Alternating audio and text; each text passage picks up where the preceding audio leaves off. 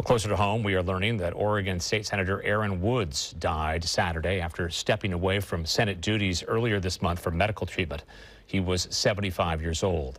The U.S. Army veteran and retired tech executive died surrounded by loved ones.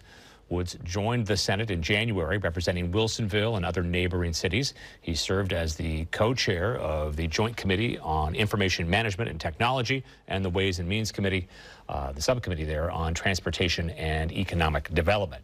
Governor Tina Kotek recognized Woods' passing in comments posted on X, saying, quote, Aaron often said that growing up on the south side of Chicago, he never expected to be an elected official, but to me, he was an exact fit. His life was defined by care and service to his country, his community, and family. The Oregon House Republican Caucus commented on Woods' passing, saying, quote, Senator Woods was dedicated to serving the people of Oregon. He will be remembered for his kindness, his willingness to work across the aisle, and his desire to do what is best for our state. He will be missed. Woods leaves behind 5 children and is preceded in death by his wife. A nomination convention to fill his seat will take place on May 4th in Wilsonville.